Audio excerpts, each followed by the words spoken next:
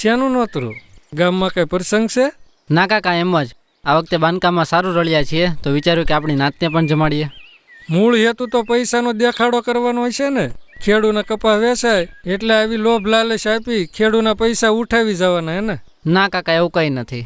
ગામમાં 800 માણસની વસ્તી છે, એમાં 500 માણસ તો આપણી નાતના છે, તો 300 હાટું થઈને બાકી શું કામ રાખ્યું? તમારે જમાડવા છે તો આખા ગામનો ગામ ધુમાડો બંધ કરો ને. પણ કાકા, એ બધા થોડા આપણી નાતના છે. ચોપ!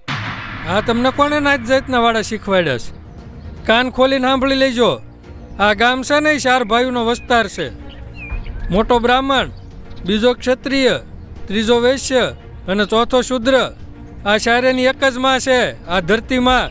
તમને ભણાવવા વાળા શિક્ષક કોણ હતા? હેમંતભાઈ, રાકેશભાઈ, મુક્તાબેન, સાવિત્રીબેન, રસિકભાઈ. એની જ્ઞાતિ કઈ હતી? કોળી પટેલ, દરજી, બ્રાહ્મણ, મોચી, જૈન, વણકર. તો તમે એની જ્ઞાતિના નહોતા તો એને તમને ભણાવ્યા શું કામ? મોટા થઈને નાત જાતના વાડા કરવા કે દેશનું ભવિષ્ય ઘડવા? જો આ ટીડાભાઈ, એનો દીકરો મિલિટરીની પરીક્ષા પાસ કરીને આવ્યો છે. સરહદ ઉપર હું એની એકની નાતની રક્ષા કરવા જાય છે. ગયા વર્ષે વરજાંગભાઈનો દીકરો દેશના સીમાડે શહીદ થઈ ગયો. ત્યારે તમે જ બધા હતા ને? મીણબત્તીઓ લઈ લઈને રોડે રખડતા હતા અને દેખાડા કરતા હતા. જો દીકરાઓ, કહેવું નથી પણ કહેવું પડે. આ આપણો ધર્મ નથી, આપણા બાપ દાદાના સંસ્કાર નથી. આજ અમારા ગામડા અકબંધ છે, કારણ કે અહીંયા 18 આલમનો મેળો છે. હવના સુખે હવ સુખી છે, હવના દુખે હવ દુખી છે.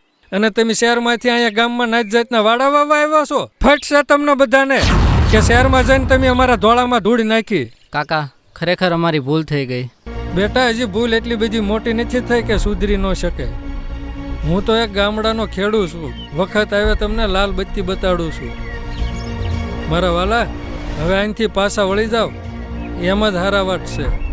નકર કાલે આ દેશ નાત જાતના વાડામાં રાણ પાણી થઈ જાય. 5 મુઠ્ઠીભર લુખાઓએ એના બાંધેલા મકાનને વેચવા હાટું થઈને નાત જાતના વાડાના 2 ફૂટના પાટિયા માર્યા. અને તમે બધા ગાડરિયા પ્રવાહની જેમ એની વાહે હાલવા માંડ્યા. આ અવળે પાટે ચડ્યા છો ને, એનું મને દુઃખ છે. કાકા, કાલે આખું ગામ એક પંગતે જમશે. પછી સુરતને સોનાની મુહૂર્ત બનાવશું. ગામડાની જેમ ત્યાં પણ નાત જાતના વાડા ભૂલીને એક માના સંતાન થઈને રહીશું.